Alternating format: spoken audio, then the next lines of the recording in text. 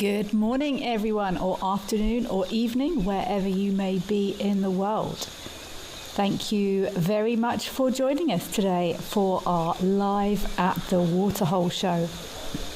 My name is Kelly. I'm going to be with you for the next couple of hours. We will be bouncing between our fabulous cameras to see what we can see. We're starting here at Tenby Elephant Park with these beautiful elephants, now back to their little private splash pools, which is lovely to see. Please do remember that we are live and interactive. We love to hear from all of you, either via WhatsApp, on X, on our Facebook, Wild Earth Live, Instagram, Wild Earth Official, or on our YouTube channel at Wild Earth. Please do get involved in the conversation. I love hearing everyone's thoughts, comments, questions. We promise we will get through as many of them as we possibly can over the next couple of hours. I do normally disclaim at the start, I will not cheat. While we are here, I may give myself homework to go away and check some things. But the day we think we know everything is a very sad day indeed. I get great joy from watching these elephants here at Tenby. It made me a little bit sad when their personal paddle pools were no longer paddleable.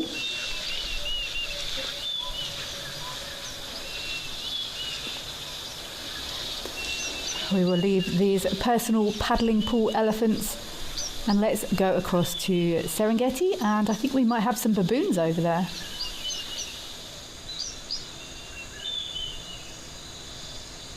I can hear a Didrik's cuckoo calling on here. Oh, the bird calls are amazing at the moment. These are one of my favourites to watch. I love watching these primate interactions. There's some very, very intimate grooming going on across there. That needs must. Those hard to reach places. This grooming is a very important part of bonding and communication, keeping those family bonds strong, and also personal maintenance. There's no I in team when it comes to baboon grooming. Hannah, hello Hannah, thank you so much for being here. It's a pleasure to spend a couple of hours perusing these cameras with you, Hannah.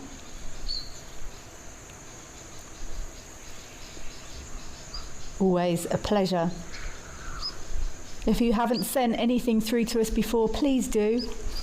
I love hearing from look at this. This one's having a roll there. I love hearing from everyone that's out there. There is no such thing as a stupid question. The only stupid question is the question that wasn't asked.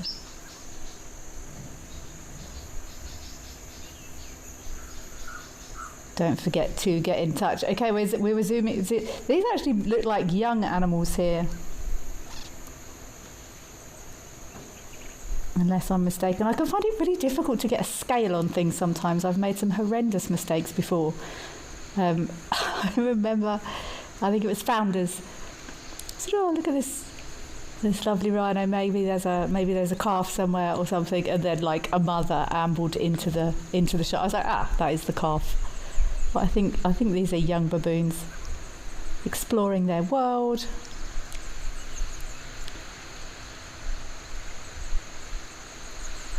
I love watching them.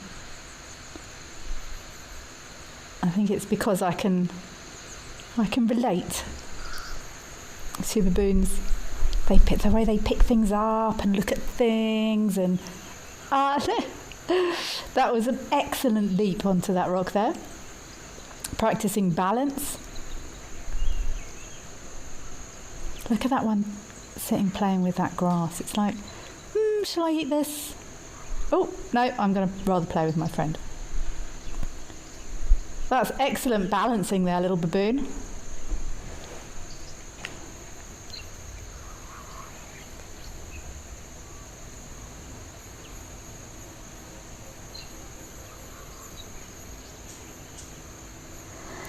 Jerry, you're asking, do baboons use tools? I think so. I'm just trying to think. I know the great apes have been recorded using tools, and I feel like baboons have been as well, but don't quote me on it, Jerry. Oh, look. That was gorgeous. Did you see this bit? Look at that big baboon playing with those younger ones. Oh, this is proper playtime here. I think so, Jerry, but don't quote me on it. I know there's been various different animals. There was actually a clip that came out of a grey wolf that I saw recently, and it looked like it was pulling in a fishing net with its teeth to take fish out of the fishing net that had been caught in the net, and it was like dragging the net out to still fish out the net.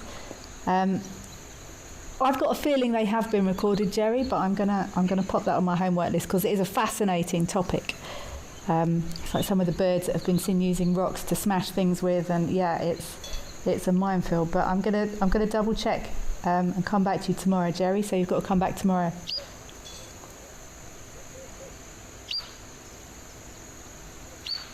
Of course, it was late great Jane Goodall, I believe, that first recorded chimpanzees using tools. It wouldn't surprise me at all if baboons also had been recorded doing so.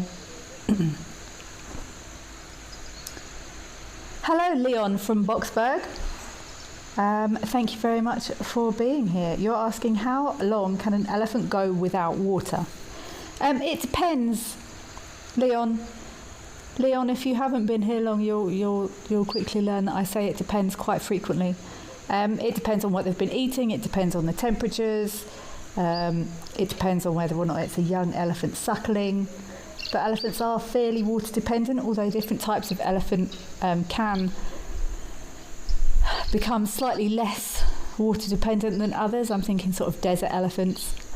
But it depends on lots of factors, Leon.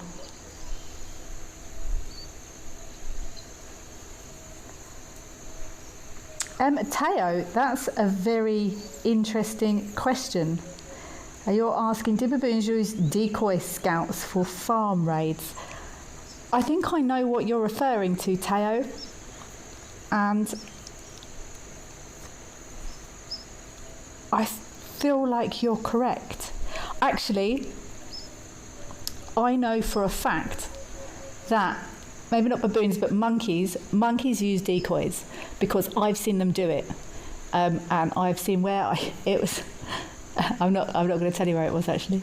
I've seen baby monkeys like wobbling along and balancing along on a fence and sort of swinging and being really cute, and adults have snuck in behind and stolen food off tables. And I 100% believe that those little ones were acting as a decoy. So I'm going to say yes to that one, because I've seen monkeys do it. Finn, you're asking, why do they drink in shifts? That's a really interesting observation. I think it's probably a safety perspective, Finn. I'm sure there's probably a couple with their eyes looking out for predators, having the backs of the other ones. You'll see lots of animals will actually drink in shifts. Something like impala or zebra, if there's lots of them at a water's edge, you'll often see, I don't know whether or not it's intentional or a fluke, but I feel like it would be very smart to be intentional. You know, a few of them will drop their heads and drink while others have their heads up. So I think it's probably a safety thing, Finn. Lovely hearing these new names. Thanks everyone for sending in questions and getting in touch. It's my favourite part of the show.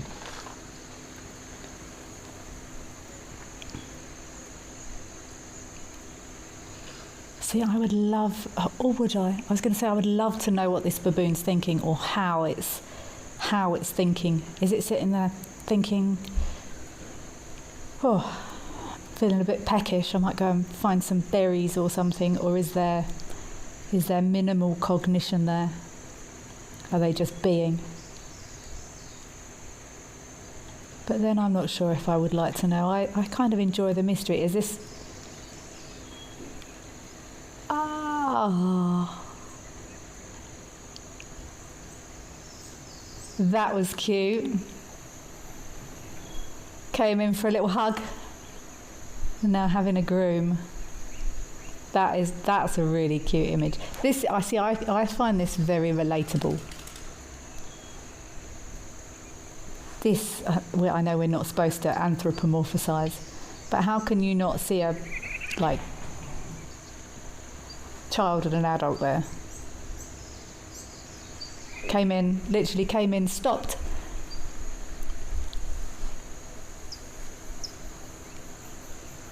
Had a little bit of it stopped, this young one, stopped, waited, had a little hug, and then carried on. I think this is lovely watching this.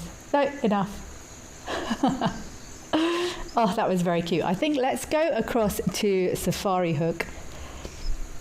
I think we might have some elephants across there, but that was lovely. See, that is the sort of sighting that I really, really enjoy these days, is those interactions, how, you know, trying to understand how those animals are feeling in that moment. Oh, this looks like this elephant may have been splushing this camera. And look how dry it still looks here compared to lots of the other cameras. I think it was Menno the other day. I didn't even recognise the camera. I was like, is this a new camera? But this is still very, very dry here. Let's see what this elephant is up to. There are splatters on the camera. I'd be interested to know, actually, who cleans these cameras if they get covered in splash? That would be a cool job. Just travelling around all of these cameras.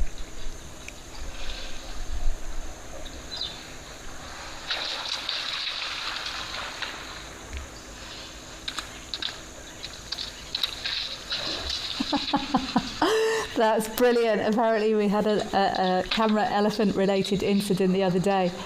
That elephant, Serendella, apparently did not want to be on camera. The elephant equivalent of holding its hands up and going, no cameras. But yeah, I would definitely throw my hat in the ring for that. Just visiting all of these cameras on a circular basis and making sure they were clean. If there's a vacancy for that, I'm up for it.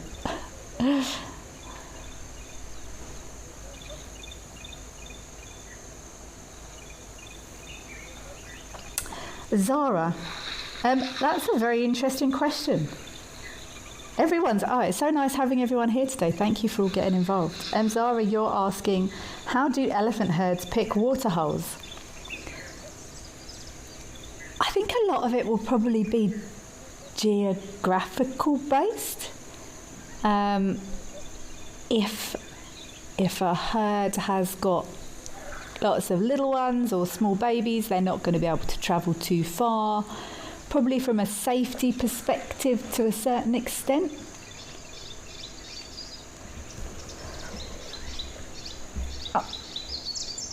I think this is at Serendella, that camera we were just talking about.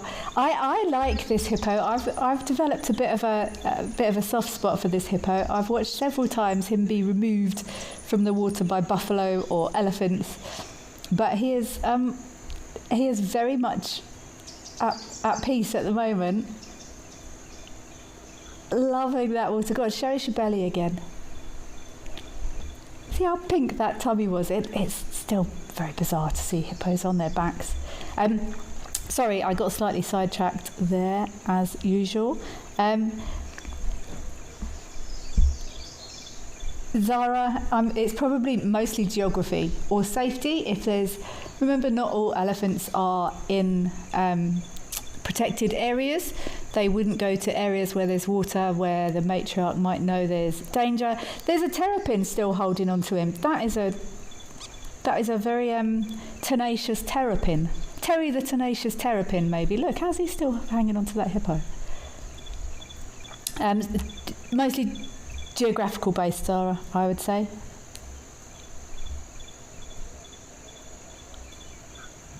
Let's see if he's going to roll again.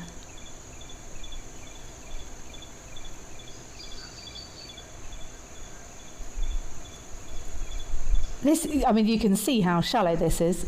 It's half a hippo depth, certainly where he is.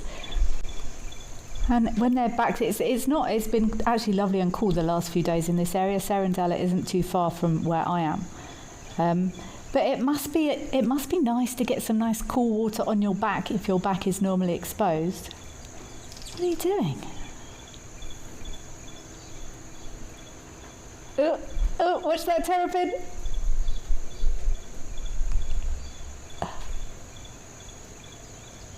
How interesting.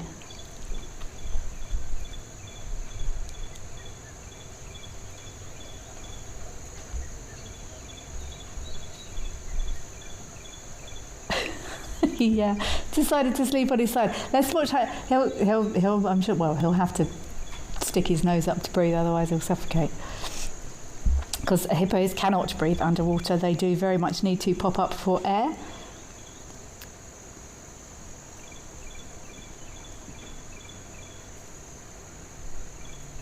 V, hello V. Excellent. I'm so glad we worked out what your bird call was on Monday. Yeah, my bird impressions were woeful, but we got there. I actually made the sound out loud with my mouse, and I got it from my own bird impression. So that is brilliant. I'm glad we worked that one out, V. That's fabulous.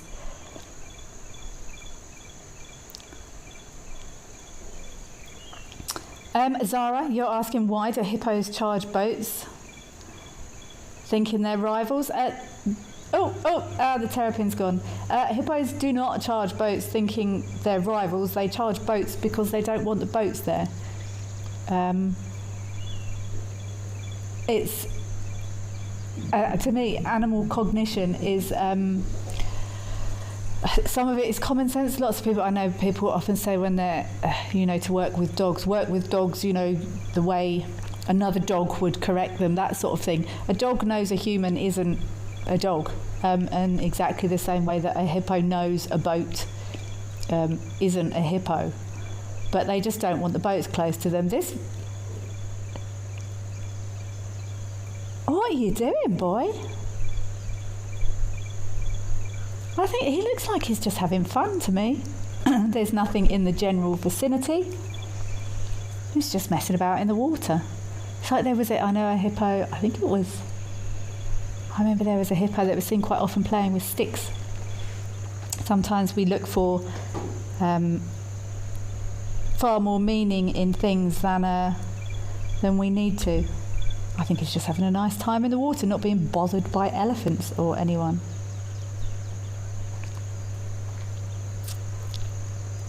Finn, you are asking, do hippos sweat red stuff for skin protection? Pretty much yes. It's a secretion called hipposudoric acid that sort of acts as a sunscreen. So, Finn, yes, they do. That was funny the way he just stood up then, that hippo.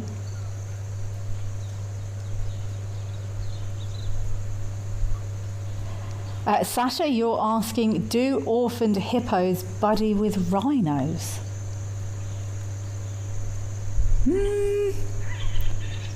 I wouldn't have thought so.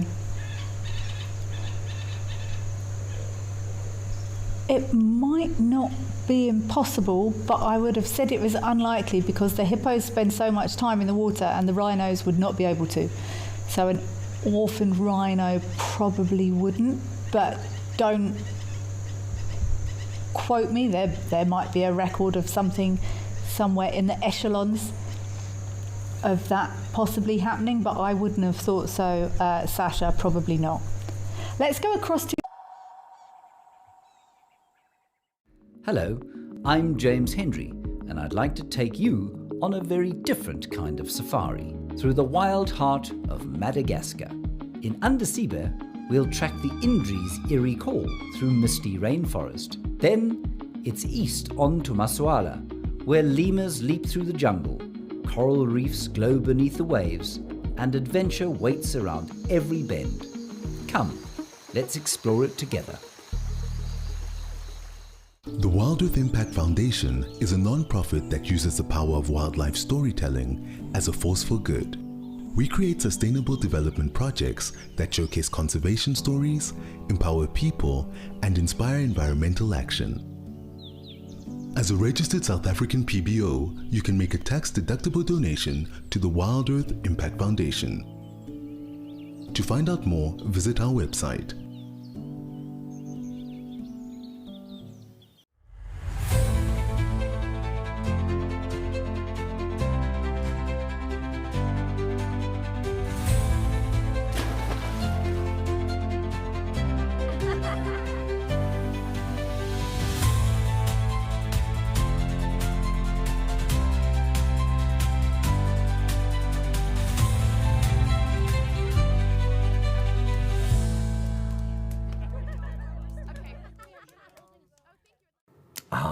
The bush, full of beauty, wonder, and absolute chaos. And now, all that madness has its own show. It's called a Wild Bush Week. The countdown of the most outrageous, heart-stopping, and sometimes downright ridiculous wildlife moments of the week. Lions throwing their weight around. Hyenas gate-crashing the buffet. Leopards doing, well, leopardy things. Each week, it's a fresh reel of safari gold, a mix of drama, She's just got an impala, everybody. danger, and a healthy dose of laughter. So, if you fancy a highlight show with bite, and I don't mean just the animals, tune in to a Wild Bush Week. You bring the tea, and we'll bring the tusks, tails, and teeth.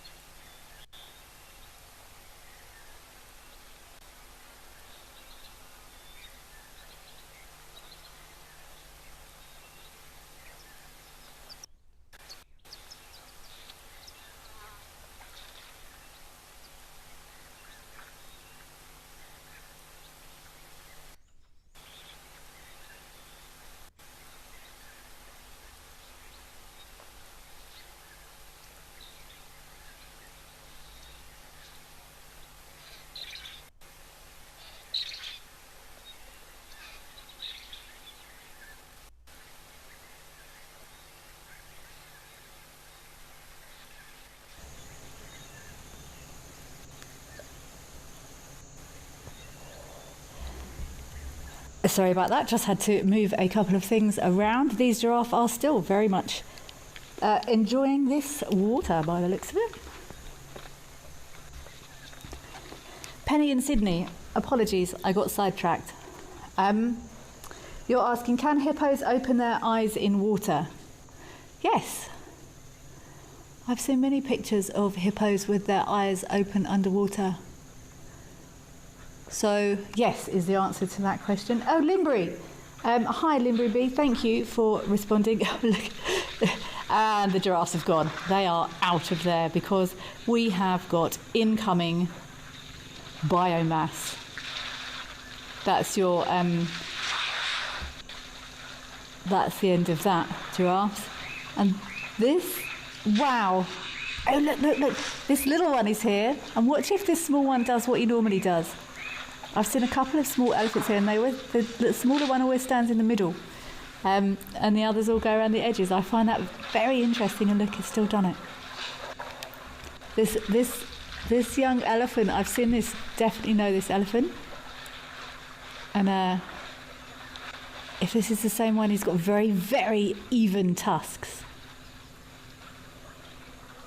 Are they going to come and then disappear again? Limbury B, sorry, thank you very much. You send a request to the local lodge and requesting for the camera to be cleaned. That's a shame. I think I should go to all of these locations and give the cameras an occasional clean on the lodge's behalf. I think that's a brilliant idea. Roz in George in the garden route, you were enjoying that hippo. He was having an absolute blast, wasn't he, today?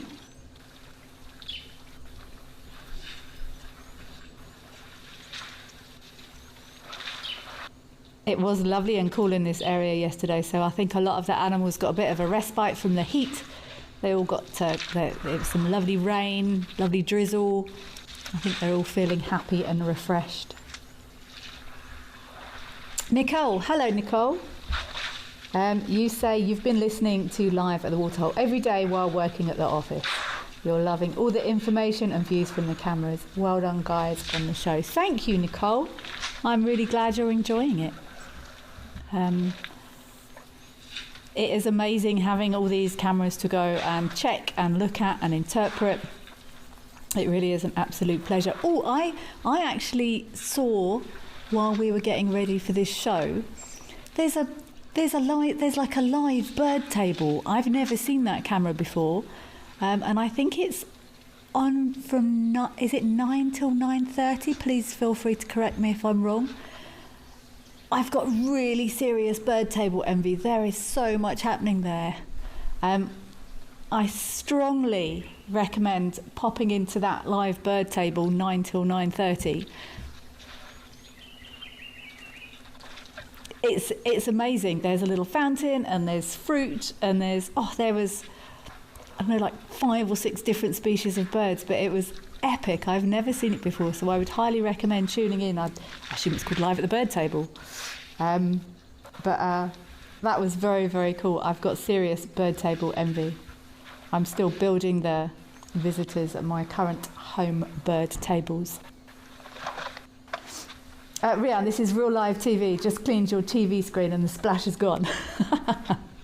Brilliant. But if anyone's going to go and clean all the cameras, Rian, it's going to be me. I definitely think that's a very important role that should be filled. Look, and now all these elephants on their way again.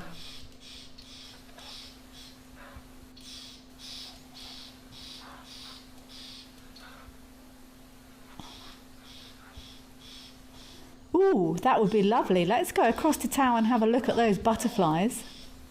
I don't have a butterfly book in front of me, so don't judge me if I can't tell you exactly what they are. Oh, look. I think it was El Doño as well at some point. There's something going on in my garden. All the birds are going absolutely crazy at something. Maybe there's a snake. What bird is that having a bath there? I think that's a moorhen that was just having a little dunk in the water. And look at all these butterflies enjoying the moisture. I remember when I first, this is going to crush some dreams of butterflies, but I'm going to tell you anyway. I remember when I learned how frequently butterflies gather for moisture around poop or carcasses. So these butterflies, I think, are probably after the moisture here. But it's like butterfly glitter.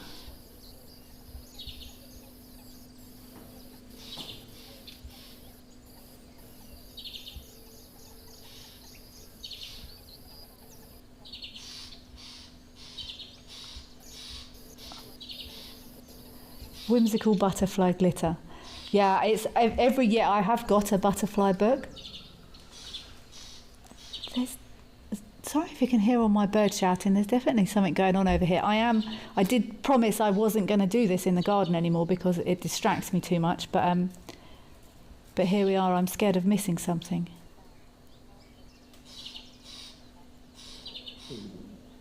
Let's go. Let's go and look at our hippo again.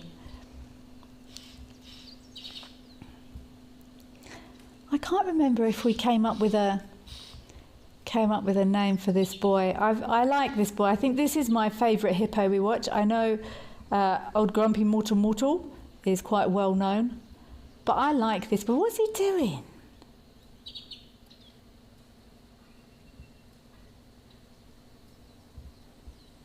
This hippo doesn't look as, and don't quote me.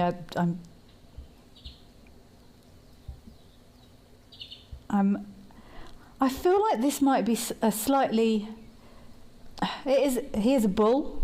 He's on his own. He's claimed some water, but I don't feel like he's quite as big as some of the sort of big bull hippos I see claiming water. Sort of claiming their own pans. So maybe he's a little bit more playful. Maybe he's a bit younger. Isn't quite as battle scarred as some of the other bulls that claim these waterholes.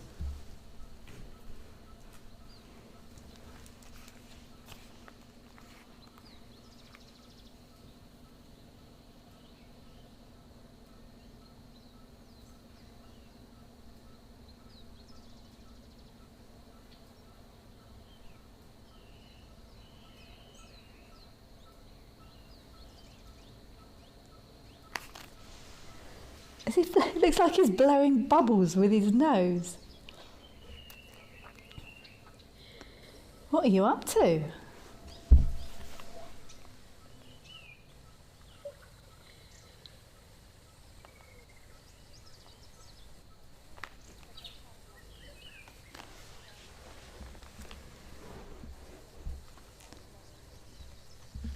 I'm sure he probably has had a tough week. But I think there's lots of animals had a nice respite yesterday. I was actually in the Kruger Park yesterday. I drove myself through the Kruger for the day. If anyone wants to see what I got up to, please feel free to go to my Instagram at Kelly Field Guide. I went to the nursery at Skakusa. I had some lovely sightings yesterday. It was nice and cool. It was drizzly. So while we might not necessarily enjoy that weather as much, a lot of the animals absolutely love it. And the birds, it was raining when I first got in there, it was sort of drizzling. And as it stopped, all the birds absolutely popped. I saw a couple of baby impalas. It was a lovely day. So yeah, I had to go somewhere and I drove sort of 90 minutes, 2 hours to get there. And then I drove 9 hours on the way back and I got out the gate with 12 minutes to spare. Yesterday, I do take my time. But yeah, it was a lovely day yesterday. So I think this hippo's just had a bit of a respite from the heat.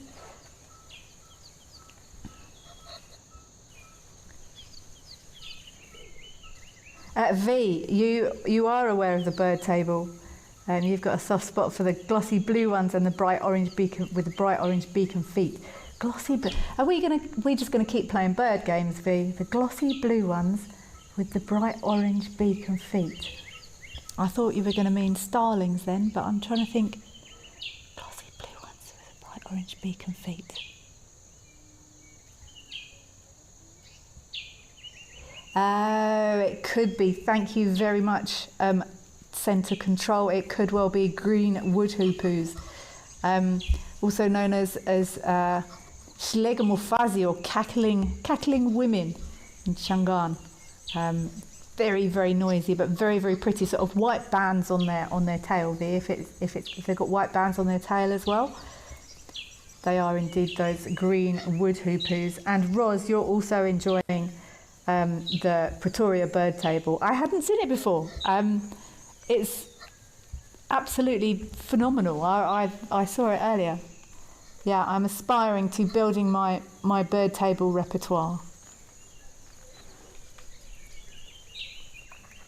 Let's head across to Lantoro. I think we've got some zebra arriving there for a drink, but we're going to keep a close eye on this boy. You watch, he's going to, as soon as we go somewhere else, he's going to do something again. Watch. They know.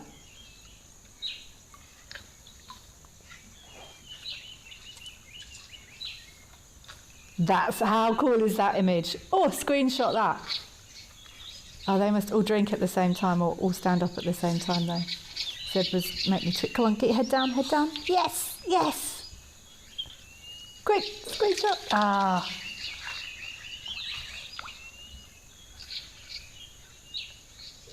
You see, we were talking about drinking in shifts. Shift drinking.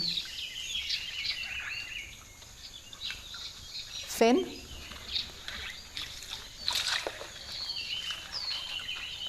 Let's go. We can go and have a look at some giraffes fighting if they are present. These zebras have ceased to line up. But Finn, remember I said about shift drinking?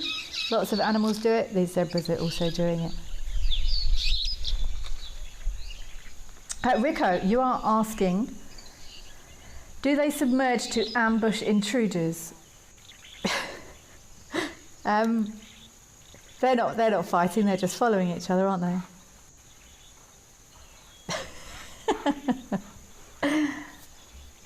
Oh no, there's definitely some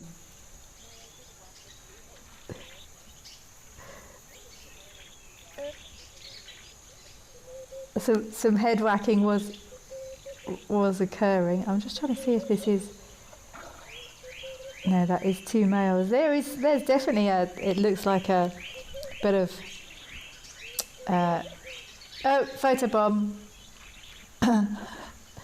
Who put that elephant there? Rico, sorry, you're asking, do they submerge to ambush intruders? Rico, I'm assuming you mean hippos. Nah, not really. It's not in their best interest to like sneak up on things. They're not.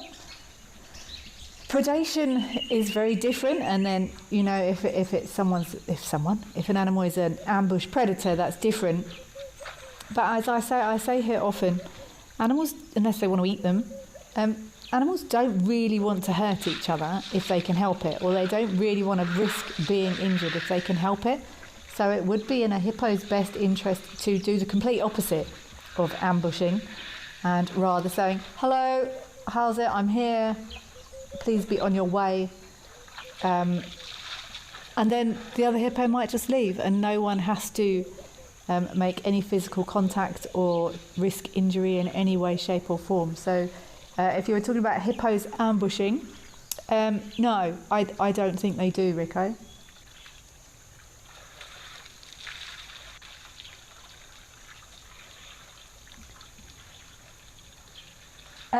Nia, you're asking, do giraffe cough up pellets after meals?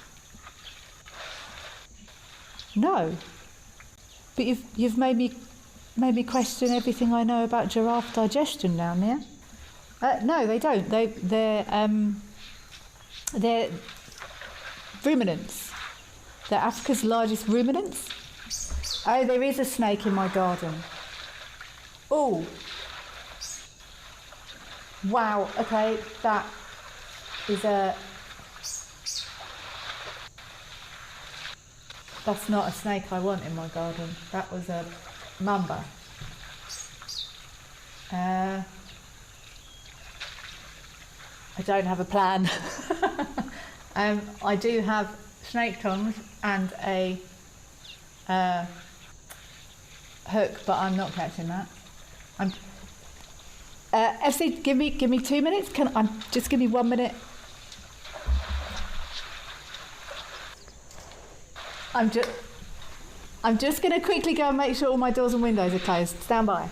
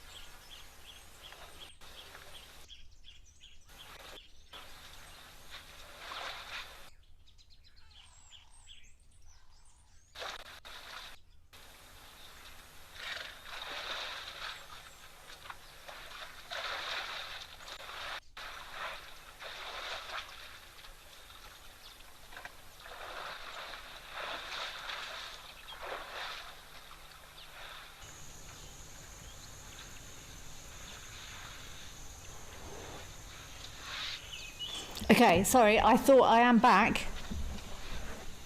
Oh, okay. Okay, thank you very much. They muted me in case something disastrous happened. Something disastrous did not happen. My bird protectors chased it away. There are a lot of snakes that I will relocate. I do have a snake stick and a hook and a sneaky tube on standby, but that is not one of the snakes I will go anywhere near. Well, a good tip for anyone listening: leave snakes alone. If you possibly can, leave them alone. It was one of the things I was taught very, very early in my career, is just leave them. You know, if they're in a house or something, I live sort of 500 metres from a snake park. I will call someone from the snake park to come and move snakes if I need them moved. I've done snake handling courses, but I'm not a professional snake handler. Very, very high amounts of bites from venomous snakes happen when people are trying to catch them or move them or kill them. But yeah, I wasn't going near that. The birds chased it away. So thank you. It was mostly the white-crested, white-crowned helmet shrikes. So thank you, white-crowned helmet shrikes. I did take a clip of it, but you couldn't really see the snake. It was just birds. But yeah, there's lots of misinformation about snakes out there. I'm actually working on a project at the moment to develop information with snake experts and vets and a fellow dog trainer of mine to try and share correct, accurate information on how to keep your pet safe from snakes. But that is a stark reminder that this time of year we need to keep our doors and our windows closed at all times.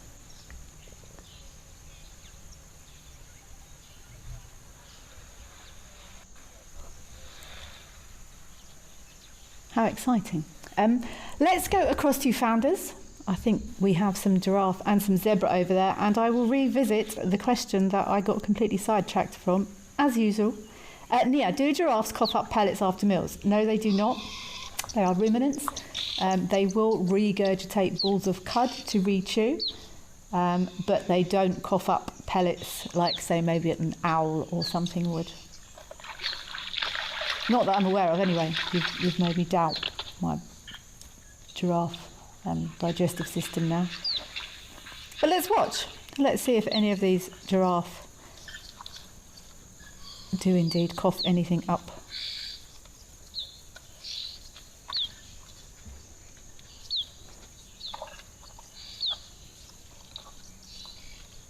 There's some interactions going on at the back there as well.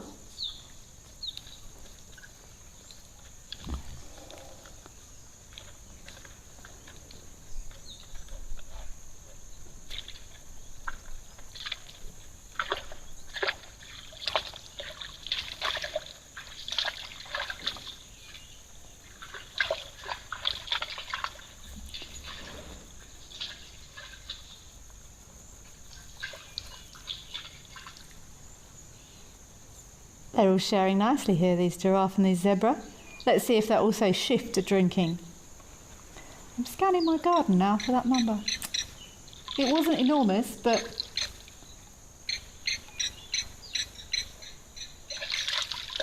my little daker's out there as well. See, that mamba wouldn't hunt that daker. That mamba's looking for mice and things like that. Duncan, you are asking, what are some of the parasites that attack elephants? They'll have internal and external parasites, so they'll carry things like worms in their digestive systems. Also, external parasites, so bots. Elephants do have ticks, but not as many as lots of animals, if my memory serves me correctly. But all animals carry multiple parasites. It just depends on the species and the type of parasite, and often their health, as to how high that parasite load is. Zara, You're asking, do zebras and giraffe team up for better predator spotting? Yeah, sometimes. You often see zebra and giraffe together. It is believed to be related to safety. Those giraffes have got a great long distance view. Possibly not so great if they're in thick sort of undergrowthy areas. Not that zebra would really be there. Zebra are more open plains, grasslands. But you do find lots of animals pairing up for various reasons. Sometimes for safety, sometimes for... Oh, we're incoming! Oh, that was fairly clear who was priority there.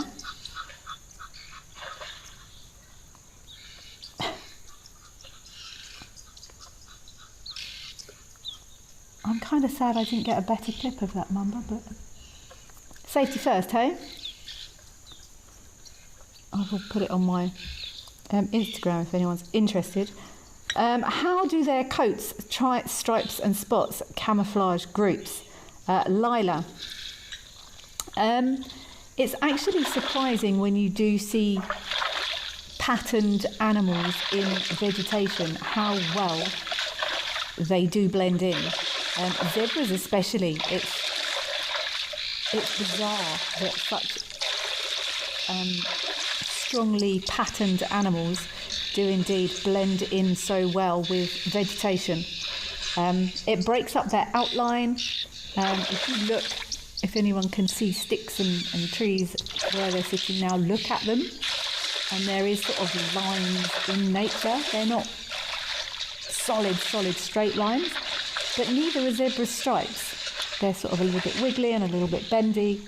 So it breaks up their outline really nicely, and also with spots it makes it more difficult to see the sort of outline shape of that animal. Wildlife Lady. Hello Wildlife Lady, thanks for joining us. You've missed a splashing hippo.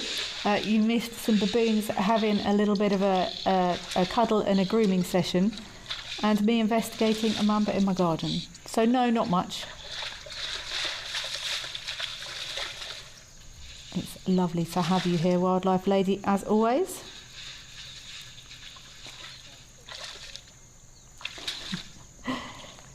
This rhino, that almost looked like that rhino is sort of digging around like a dog does, trying to find a comfy bit. Is this little one going to sploot next to her?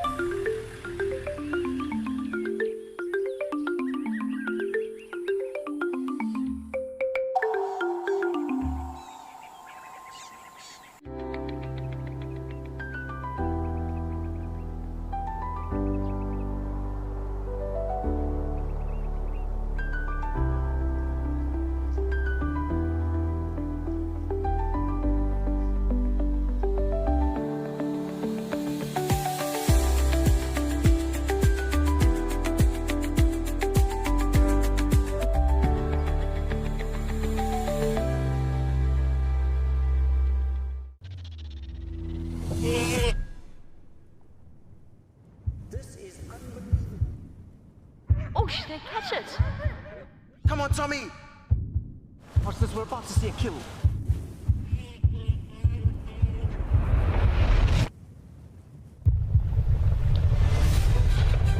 You can see how close he is from where I am.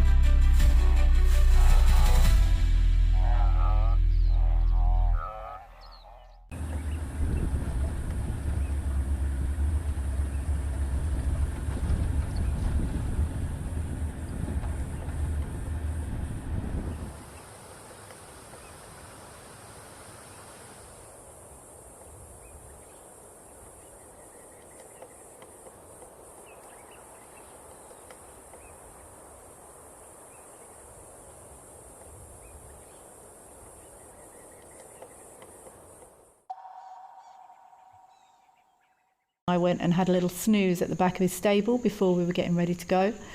And when it was time to go, without even thinking about it, I walked out from the back of the stable and unceremoniously slapped him on the backside to wake him up. Just sort of, not a hard hit, just a, come on, are you ready to go? And I think he'd been asleep. And he kicked me with both back feet across my pelvis, and I flew across the back of the stable and cracked my head on the back wall. Fortunately, I was absolutely fine. I had a lovely bruise, but that was completely my fault. I was probably 14 or 15 at the time, and quite stupid. So it completely served me right. So, from being on the receiving end of some decent kicks from a horse, I wouldn't want to be on the receiving end of either of those, Sienna. Jax. Jax, thank you for this. Why did the white rhino bring a ladder to the watering hole? Because he heard the drinks were on the house. Maybe we should have an official joke day at some point in the week. Oh, Jax, another one. What do white rhinos and Wi-Fi have in common? Both can be spotty in remote areas. Oh dear, no. Okay, Jax, no, you can't have your question now. If you're going to tell jokes. Elias, excellent observation. You're asking why a nurse from one side only per session. I would assume that that's how milk production works, and they swap sides in order to get enough sustenance from each nipple as they go. That's what I would assume. The same in human babies. Any mums out there, please confirm. Feel free to confirm.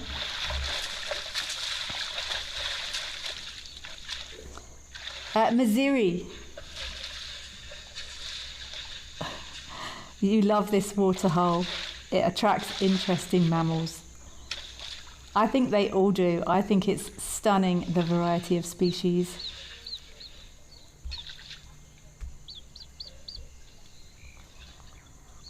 Let's try and get across to that woodland kingfisher at Serengeti, if it stays put. We have had there was a gorgeous image of a woodland kingfisher at Serengeti the other day. Yes, I think this is the same one. You say that, he's not going anywhere, he's been here for a long time, he'll leave now, watch.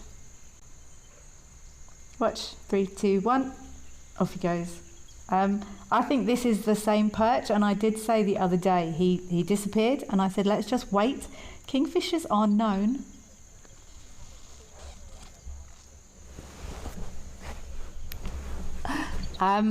they often, and kingfishers, bee eaters, they often hunt from the same perch.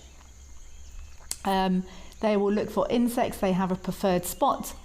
At Lake Panic yesterday, there was a gorgeous malachite kingfisher. I did take a terrible photo of it that I will post, but I'm an awful photographer. But he came back to the same perch several times, and these woodlands kingfishers are also known to come back to the same perch. It's a great tactic actually if you are a bird photographer. To pick a perch, take drinks and snacks, and bide your time. Oh, these are gorgeous birds. So these are definitely the sound of summer. One of the last ones to return.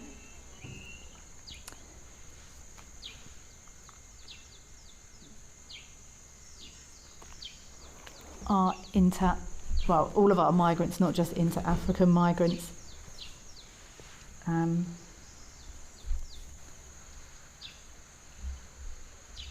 Come back in our summer months, but the return of the woodlands kingfishers and the baby impalas, which we have had both of now, that is when we know summer has hit.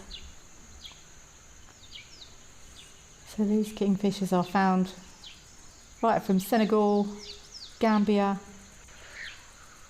Ethiopia.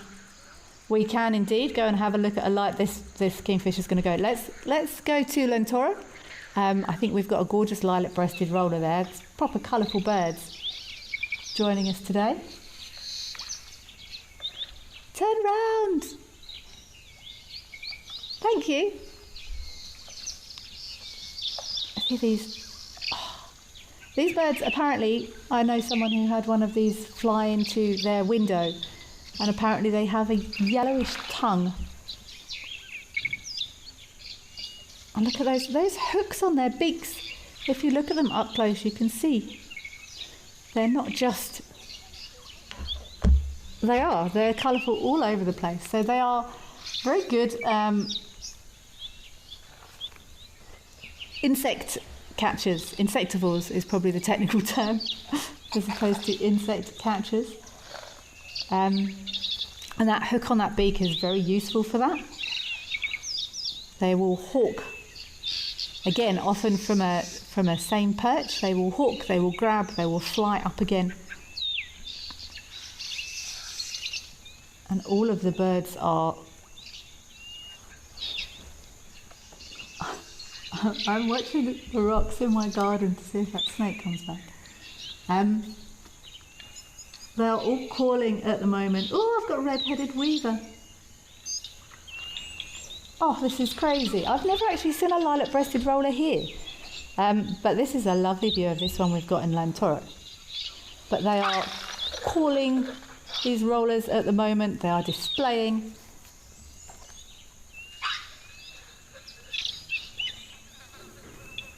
And this is where we get, or this is where they get their name from. This display they do in flight.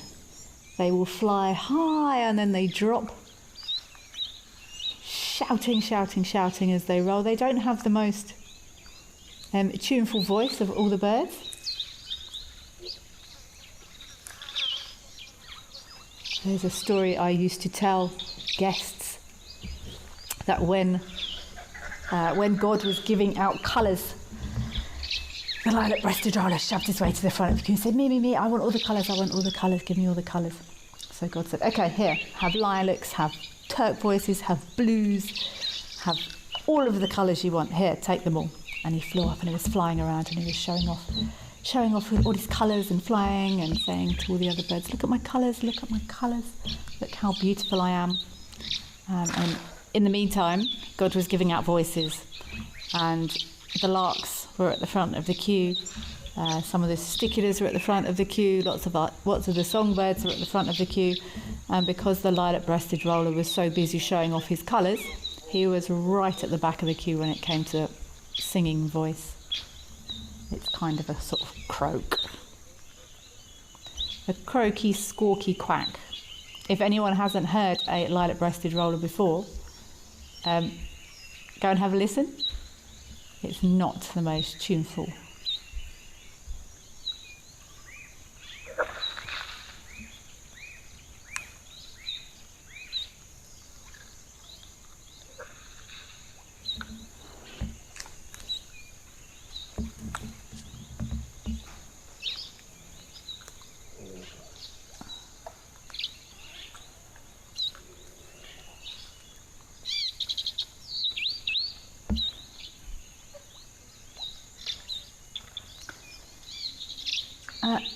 Lila, you're asking, do they camouflage eggs with mound dust? I have never heard of that. It's actually incredible if you look at I keep watching those. There's something else is having a drink down there. Birds, cuckoos are a great example. Cuckoos' eggs will sometimes over time start to look like their host bird's eggs. So I'm not going to say no birds do it, but I couldn't tell you off the top of my head if any of them do. But let me investigate, Lana. I don't know. So far my homework for tomorrow is, have baboons been recorded using tools? My gut says yes. Do birds cover eggs with dust? My gut says no, but I would be very interested to know what happened to that little vervet monkey we saw the other day. There was something odd going on. It looked sort of grubby, and like it wasn't being. Now I feel judgmental. I was going to say it looked like it wasn't being taken very good care of. It had little bits of dirt and dust on it, and it didn't look like it was with a mum. But maybe Mum was having a bad day and she needed a break. I don't know.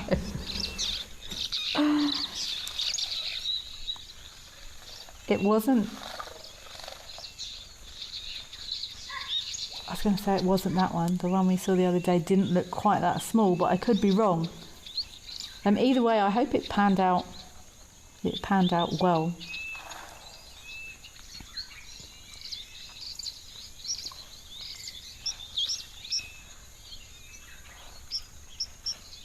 Jax, you're asking, do male lilac-breasted rollers court with barrel rolls?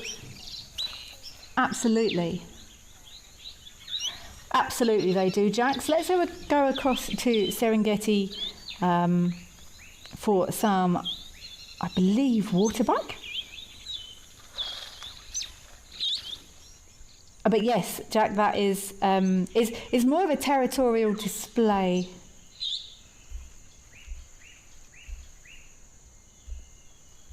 Those barrel rolls do, they sort of go high and then drop, and then I'm doing it with my hand. They go high and then sort of drop again. So these are Dufasa waterbuck up here in Serengeti, not like the waterbuck you see at Tau, which are ellipsid waterbuck. These guys are, in my opinion, a bit browner, but there we go. Perfect demonstration of the difference is they have different butts or bottom markings. These look like they're sort of white stripy pantalons.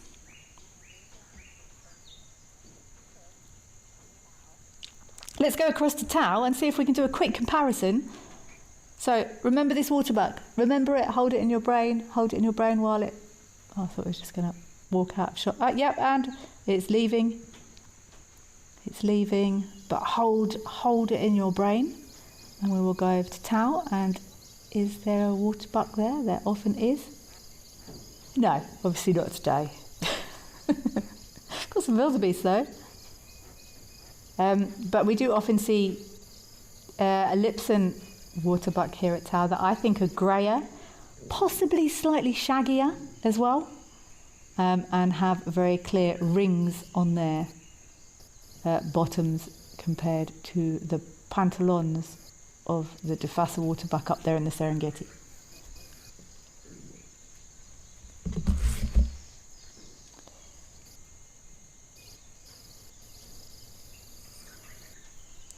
Jade, you're asking, how do juveniles learn those flip tricks? I'm not entirely sure what juveniles that question was about because I've been rambling a bit, but the answer would probably be almost no matter what the species,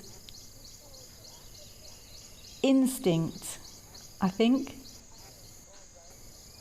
It could be rollers, it could have been maybe vervet monkey flip tricks, but it will be instinct. It's not really physical movements. Oh, there's a violet-backed starling at my bird bath. Oh, they're beautiful. Acquiring resources can be learnt, but it's back to that age-old question of nature or nurture. And turns out it's normally a bit of a combination of both. But something like a roller rolling or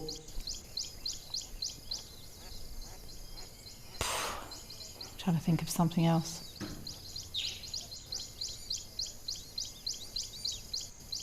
I was going to say an elephant covering itself with water, but then there will be an element of probable teaching in there, but it's instinct. You don't see a mum elephant spending hours going, right, you pick that up and then you flick it. It's more a practice behaviour that they refine over time.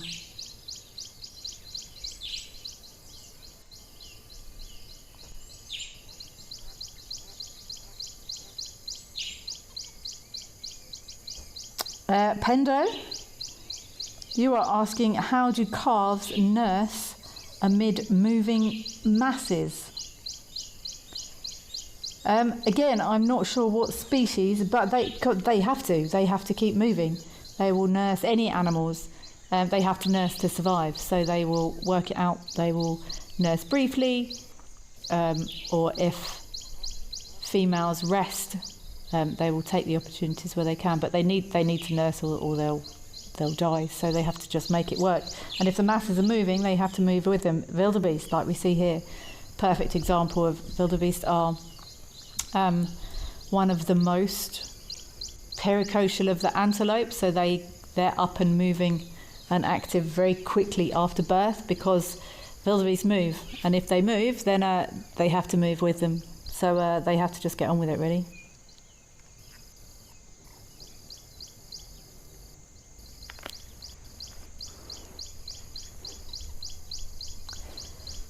Sia, you're asking, why graze short grass over tall stuff? Levels of nutrition, digestive requirements. Sometimes tall grass, grasses have different nutritional values. Sometimes, so something like thatching grass, so that super tall grass above head height, it doesn't necessarily mean because it's tall there's lots of nutrition in it. If anything, it can sometimes be the opposite, because it's used all its energy, for want of a better phrase, to grow tall, and rather the shorter grass has more nutrition in it. It depends on the area and the species of grass and the species of animal.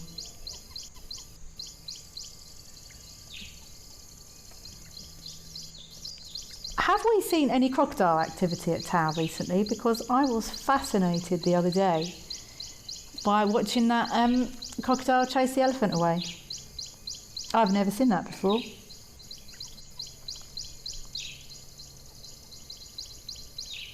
Hertzenkis, you're asking, what are butterflies attracted to? Often moisture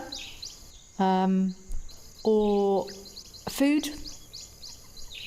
So nectar, whatever the butterflies are feeding on. They could also be looking for appropriate locations to lay eggs.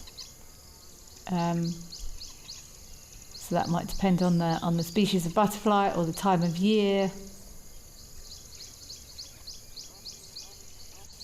But yeah, I would be very interested to know if we've seen any... What is that log? There's a fallen over log somewhere, sort of, I think it's further left here, where that crocodile was. Quick, Lenter! Ah, Lenter, look at this baby! Ah! There is something very cute about these little cheeky monkeys.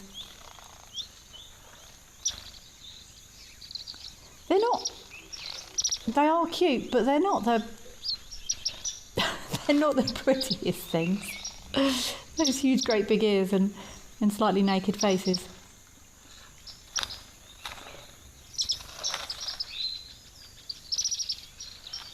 I love how they sit with their elbows on their legs. See, this... I'm trying to remember exactly how big that small one was the other day. I feel like it wasn't this small, but I could be wrong. Maybe we should say that this was that little monkey, baboon, sorry, rather.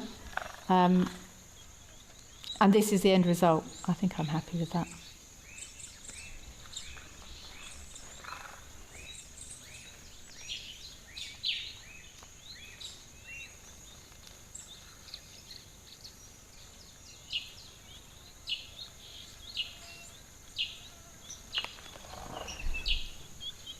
Ah, look.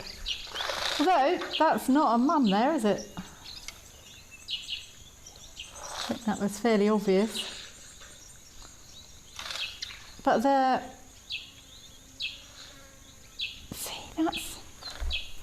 that's interesting. That was a male that was cuddling that baby because you could see his penis, which is the giveaway. People often ask me, how do you tell the difference between males and females? And my short answer is, normally I will try and see what genitalia it has. And it's not impossible for male baboons to show care. But that's now got me thinking, I wonder if this is that little one from the other day.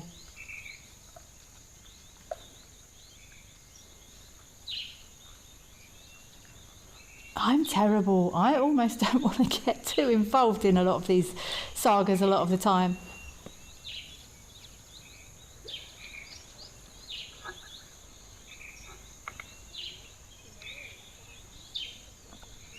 No, I also can't remember exactly.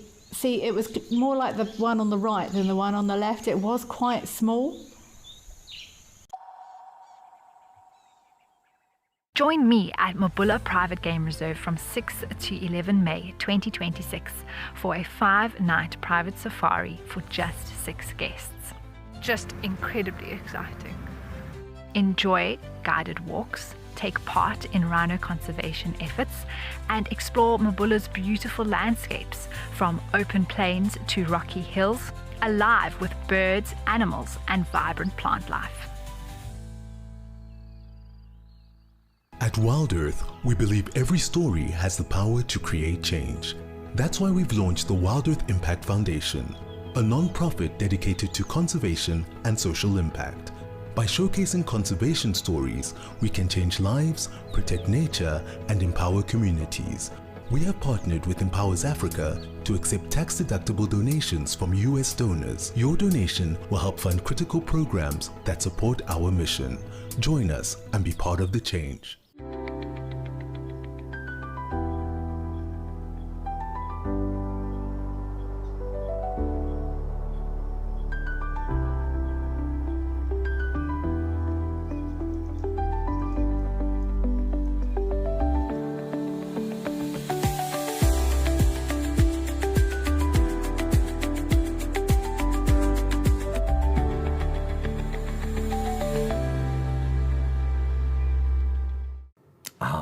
The bush, full of beauty, wonder, and absolute chaos.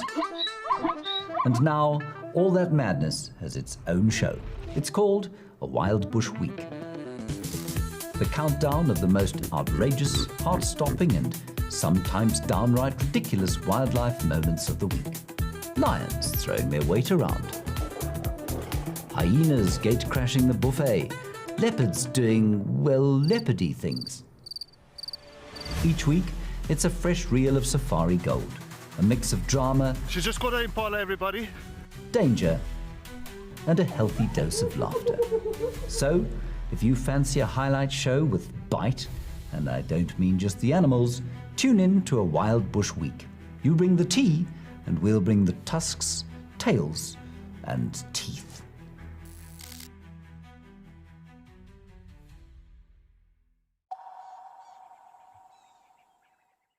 Less words and less tables. This is animal emotion, animal affect, the way animals interact, the way they communicate with one another in a social scenario.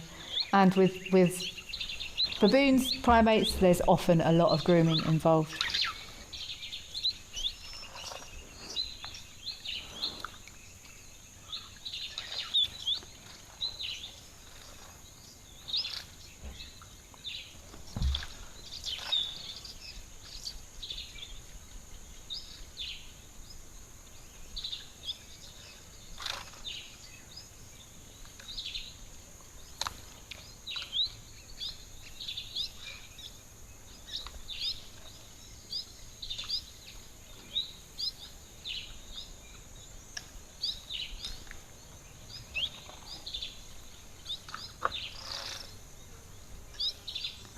Mia, you're asking, do baboon males carry infants to show off status?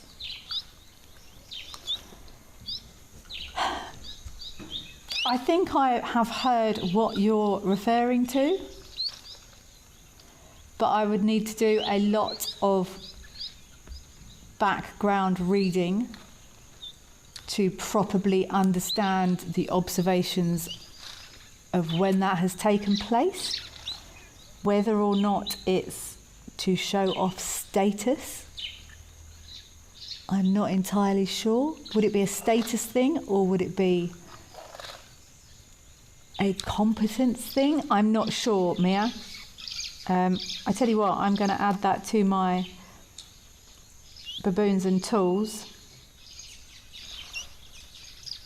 Carrying young to show status.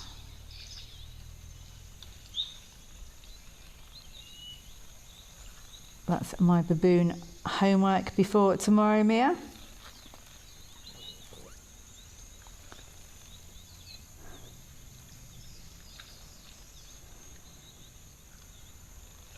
And again, Marembe, do exiles bond with babies for re-entry? I'm assuming again you are meaning baboons. I'm not sure how they would be able to bond with babies in a troop if they'd been exiled in the first place.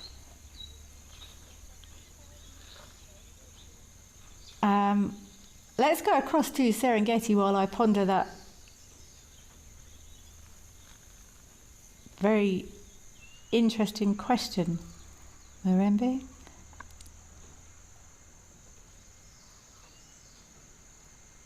I don't... Oh, hold on, that snake's there again.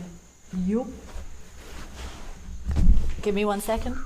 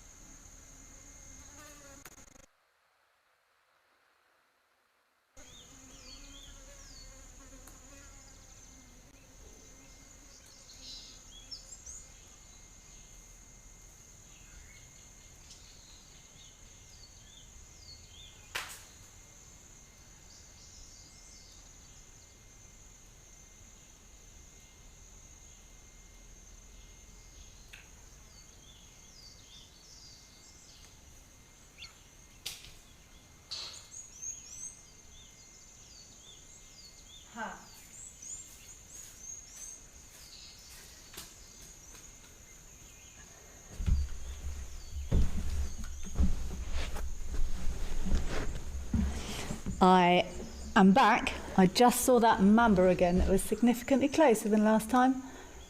And I just went to try and get a photo of it. And it's moved off again and I can't see it. I promise I'm not doing this for effect. Normally I would just watch snakes go on their way, but that's more of a concern. Okay, our flat-headed rock agama, or the Spider-Man agama. He's back on his post. Looks like he might be doing some push-ups.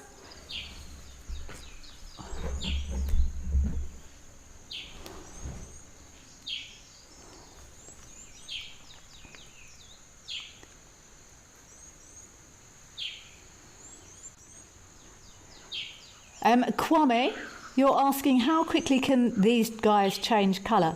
It's breeding, it's seasonal. It's not like a chameleon, not that I know of anyway. Those chameleons change colour using, I think it's sort of almost crystals in their skin. that reflect light differently. I believe that's how it works. It's more seasonal. As the breeding season starts, or the territory claiming season starts for these agamas, or any of these agamas, those colours will start to pop. Lots of lizards blue, or not only lizards, in the animal kingdom, blue is often a sort of male testosterone type colour. Know that from those vervet monkeys, and their testicles go that incredible blue colour in the dominant males. Apart from, I think it's the rainbow skinks. Is it the rainbow skinks? And they go orange just to keep us confused. I'm sure it says rainbow skinks.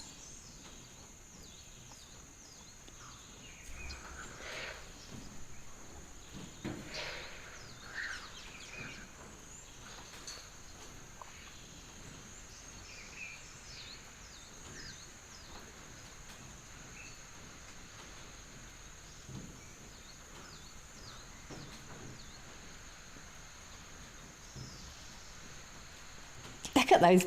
Oh, these really are stunning, hey? Isn't nature incredible?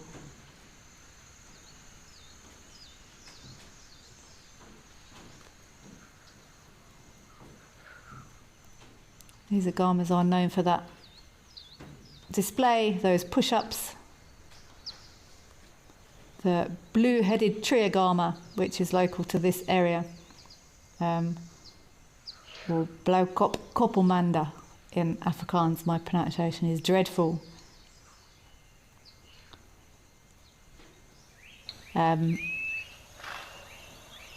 Also, they do push-ups on trees. They're very funny to watch. One of my favourite photos I've ever taken. Ah, your baboons are back. Hi. Oh, thanks. There we go. That was that done. Thanks for hopping across here for that.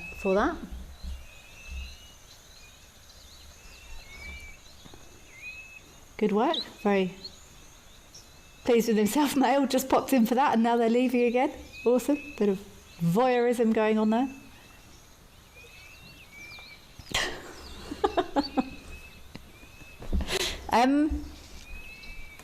Okay.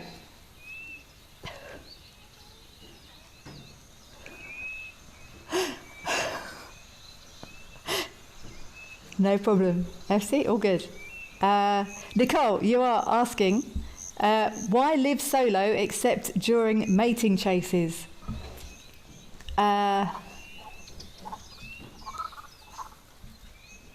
Unless you... I don't really know how to answer that. Lots of animals... there we go, I've got it. Social structure. Some animals just have different social structures. And if an animal is not classed as gregarious or a social being, that's the only reason they really need to live with one another or be around one another, is for mating purposes. So, yeah, the same as, baboons, lions. Social structure is groups, leopards, lizards is not. Let's go across to Aldonio. I would like to see what's happening up there, see if our elephants are still present, see if that little one is still standing in the middle of the waterhole there. Oh, you're not supposed to be up there. Get down. Get down. Look what you're doing to that roof. Come on, off you get.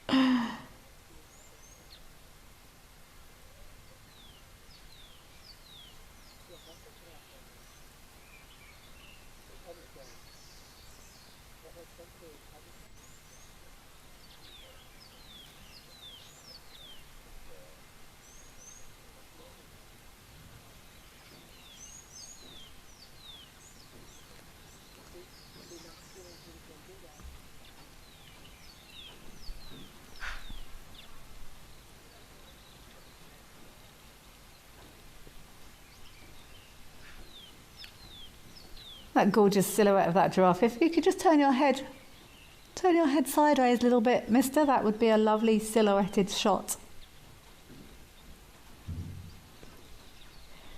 Alex, you are asking how do giraffes mate properly? They have such slopey backs. They make it work. My friend and I, Catherine, if you're listening, we actually saw mating giraffes.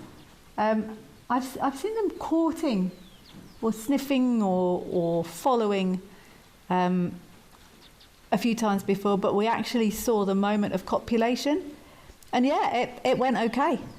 Alex, they did good work. Like saying how do tortoises mate or porcupines?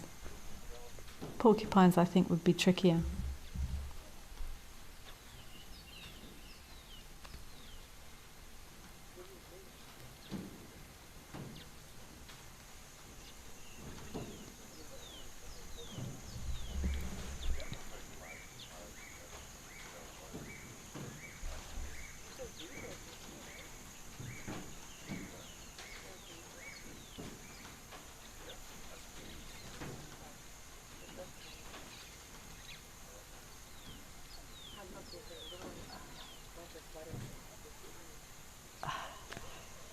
There's definitely...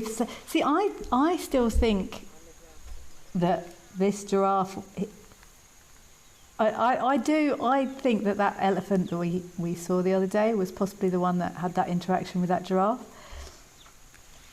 And maybe that does make these giraffes a little bit slower to drink. I've often been stunned by how... confidently these giraffe here at Aldonio drink, but I think maybe, I've seen them sharing with eland and zebra and all sorts of animals all at once.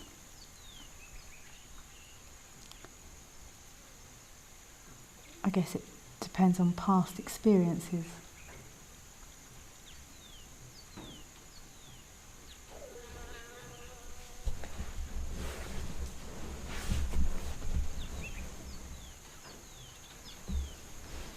I'm not going to lie, I do apologise if I do sound a bit... That giraffe's going, no, not even going there. I apologise if I sound a bit distracted. That second time that mamba just visited was closer than the first time. And it concerns me a little bit that it left and then came back again. So I am keeping a close eye out, but I will hang in there for you guys if I suddenly vanish. Ooh, look at this.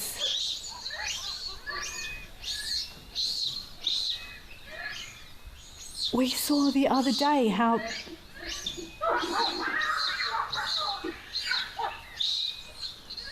a family group of monkeys did depart quite quickly and the baboons arrived.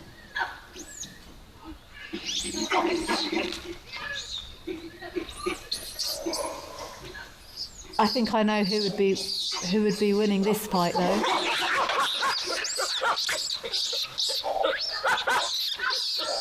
It looks like they're fighting over.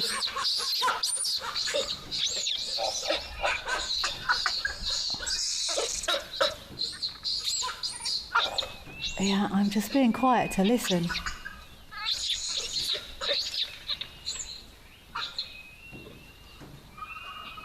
The baboons are always going to come out on top here, but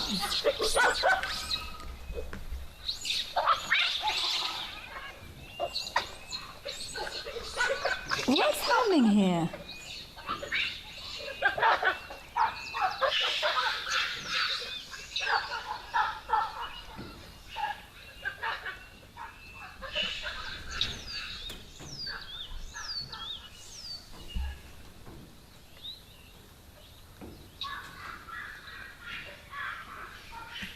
I'm just trying to work out exactly what's happening here because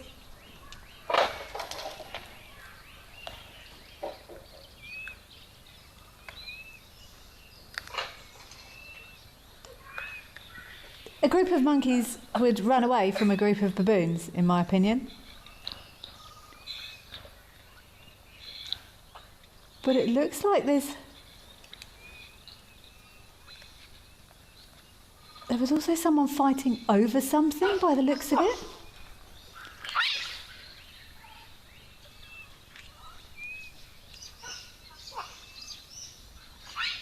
So this has now turned into a baboon fight.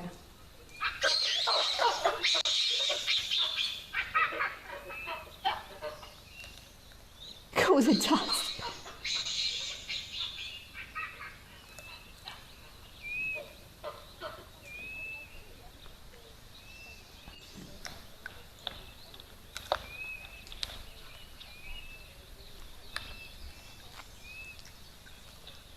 I have watched here a couple of times. The monkeys have left as the baboons have come in. But all of these animals do need to be sort of like a...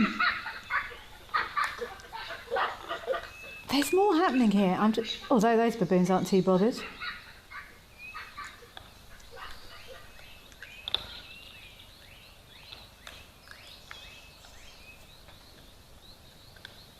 It's all calming down a bit now.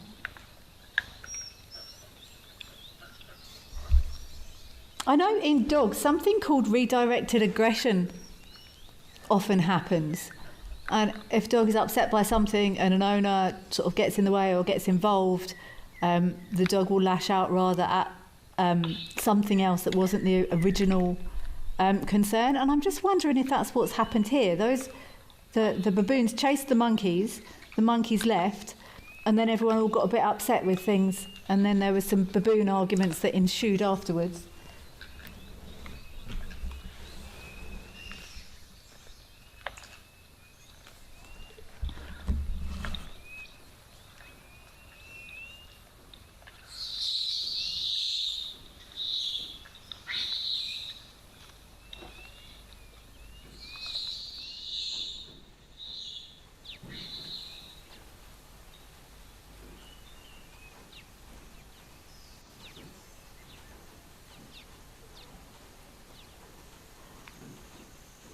I think the camera needed a break from that. There was quite a lot going on there, but I think that's probably what happened here. There was an interaction between those baboons and the monkeys, and then all the baboons got upset, and then there was a bit of an interaction within the family group as well.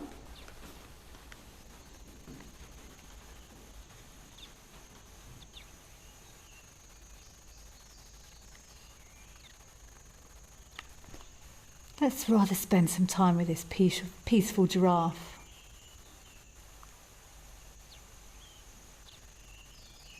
He definitely wants to come in for a drink, but there's something deterring him.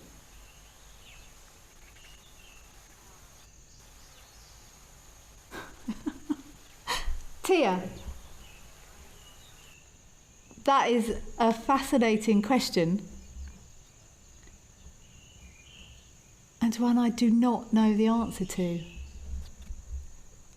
And I don't know whether there's been a study done on it. I'm not sure how anyone would know, to be honest. You're asking, do scars boost a male's mating appeal?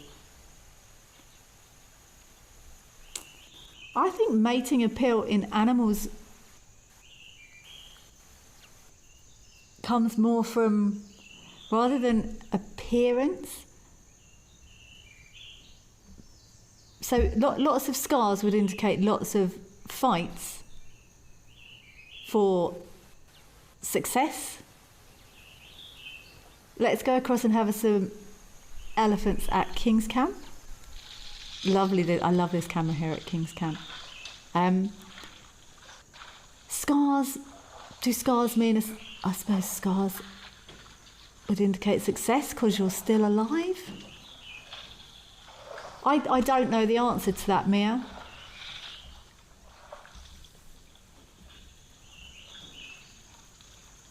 How we would know if it was the physical scars on an animal or the reason behind why those animals acquired the scars, as in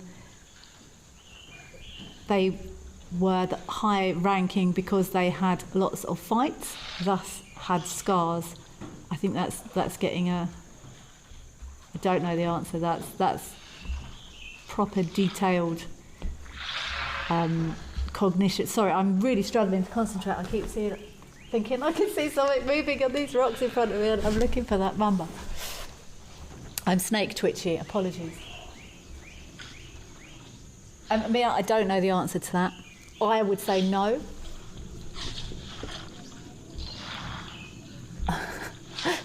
I would say no, Mia. I think it's more about what they've been doing as opposed to how they look.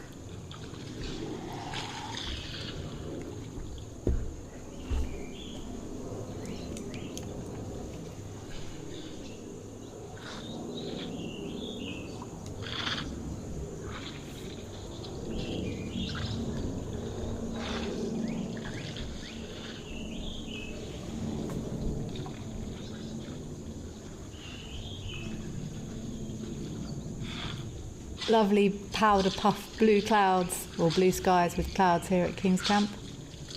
It's definitely lifted today. It was raining almost the whole day yesterday. Drizzling on and off, but the bush is very, very grateful for it.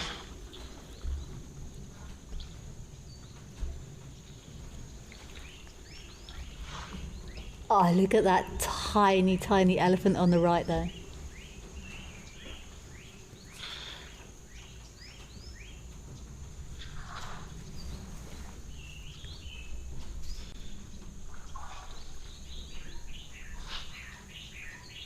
This is brilliant feedback. Thank you, whoever has given me this feedback.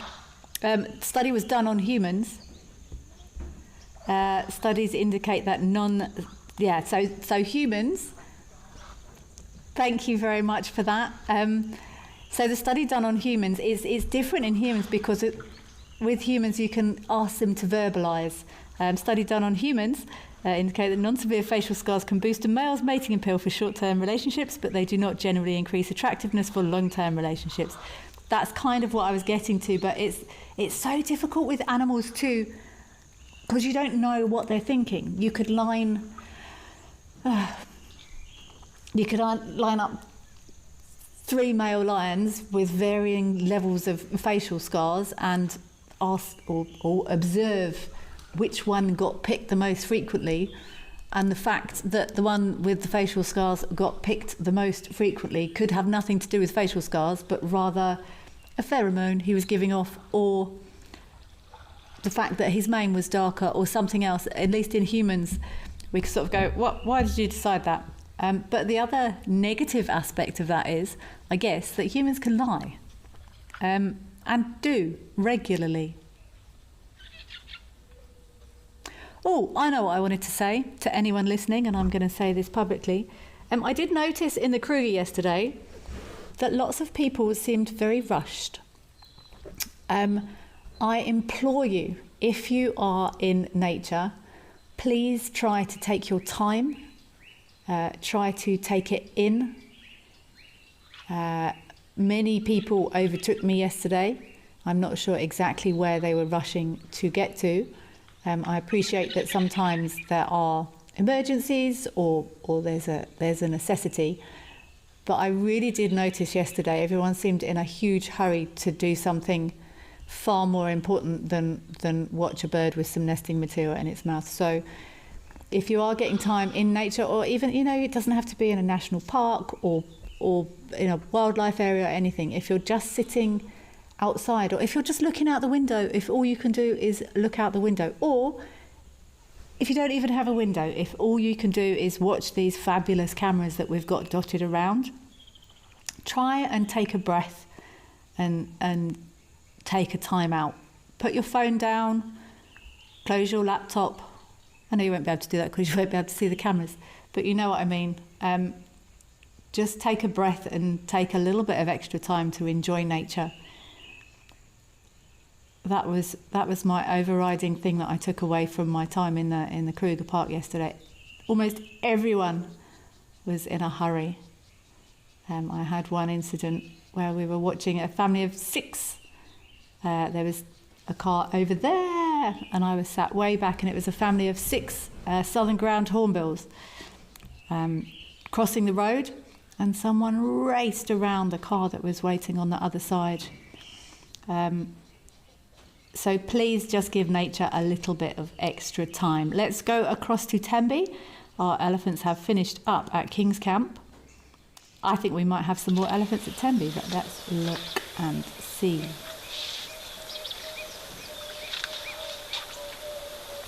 We do. In their personal paddle puddles. I think that's what I'm going to be calling these from now on. The Tembes.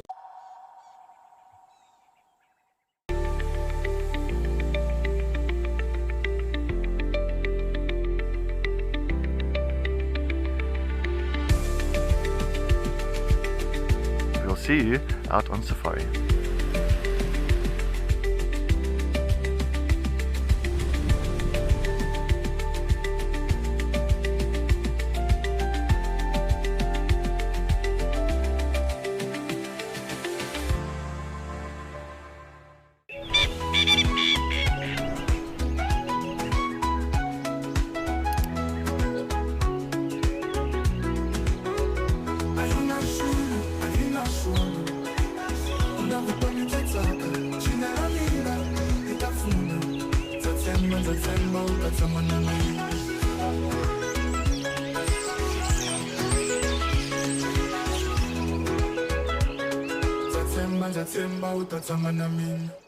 My full name is Maxine Gaines. Most people that know me really well call me Max. I'm a mum. I have 2 boys. One is 16 years old and one is 14 years old. I'm a very, very proud mama of my 2 boys. I've just always been passionate about leopards. I'm passionate about their conservation. I'm just passionate about everything to do with leopards. I love them.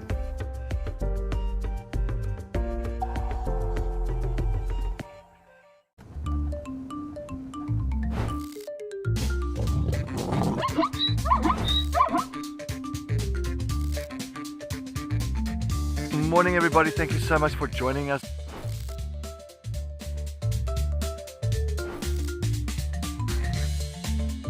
Wow, that was amazing everybody.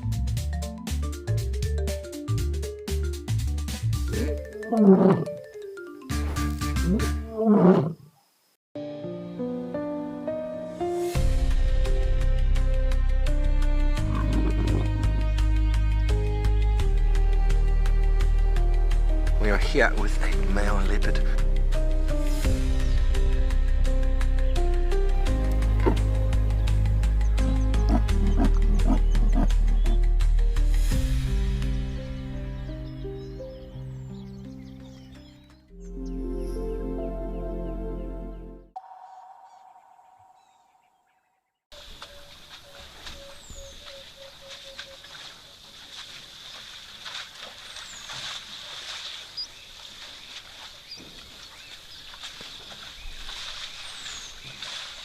That would be lovely. I think let's go to have a look at some warthogs at Founders. When I was last in the bush, well, even yesterday, warthogs can be notoriously difficult. They don't often stay put. If there's a vehicle or a camera, or they tend to sort of freeze and they look and then off they trot in the opposite direction. So let's have a look and see if we can get some nice views of these Founders warthogs. See these white crowned helmet shrikes back in my garden, and I really remember twitchy. That is what I call a nice view of a warthog. Oh, lovely.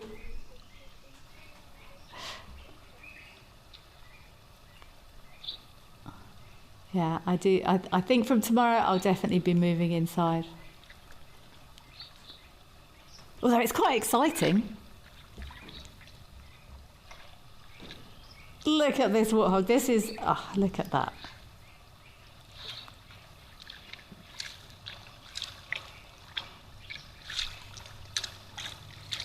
Go on, get in there again. Are we going to sploot? I think there's a sploot coming. Yeah.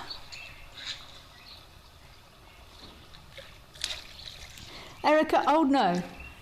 Hi, Nice to have you here. Thank you for being here. I'm glad you're enjoying having me back. But yeah, it's made me a bit twitchy. There's lots of misunderstanding and misinformation about snakes. But if you can, just rather leave them alone. But yeah, the fact that I wasn't too worried the first time I saw that mamba. He went off into the rocks in the other direction, but then for him to come back at a closer position has made me somewhat twitchy. I might get the snake park guys to come and have a look for him. Too kindly, gently and safely removed. Never ever harm a snake. It's not necessary. That is one happy pig. You.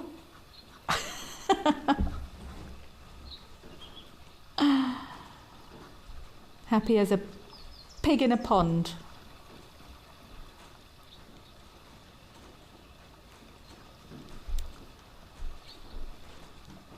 Let's scoot back across there to Tembe.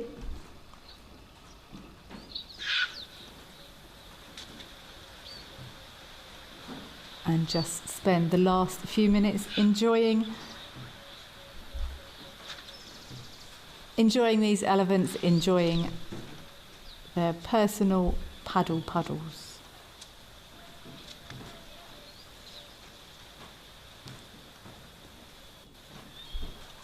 It has been a pleasure today. We've only got 5 minutes left, but I have very much enjoyed everyone's questions today. They're highbrow today.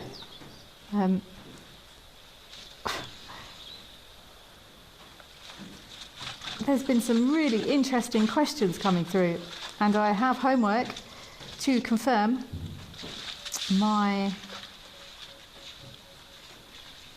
homework is: have baboons been recorded using tools?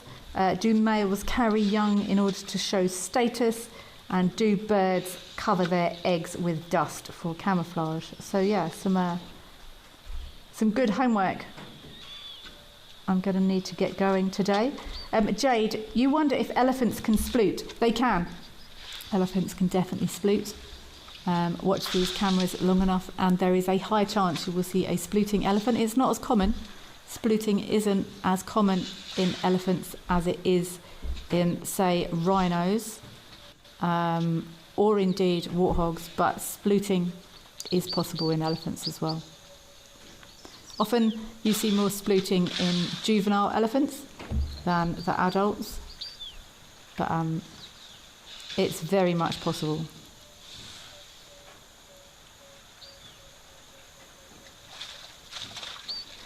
Bill, there has been lots of cuteness seen on live at the waterhole today. Thank you very much for being here, Bill, and joining in the cute fest and splooting.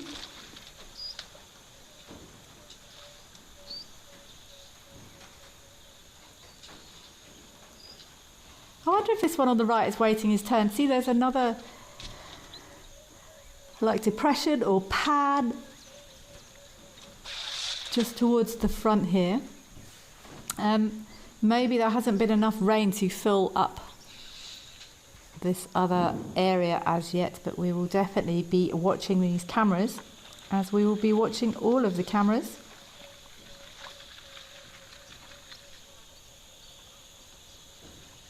We haven't been to Shalati today, which is quite sad, because I was on that bridge yesterday and I actually took a clip from the other angle as opposed to the view we often see from that beautiful Shalati bridge. I do enjoy that area of the Kruger, and yeah, I took a clip from the opposite side. Lovely high water levels there actually. They're creeping that low water level bridge. It's fine for now, but watch this space. The water levels are rising beautifully. Lovely to see such good amounts of water in that river.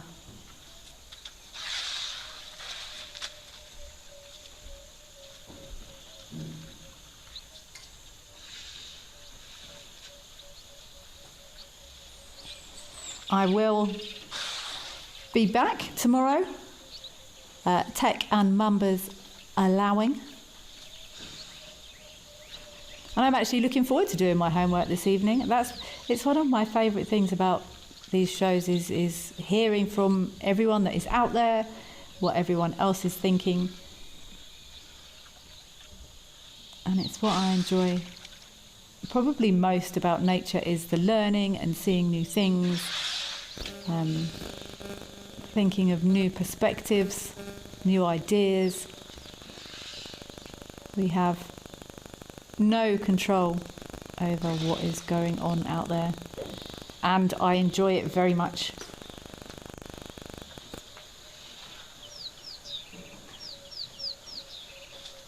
And long may it last.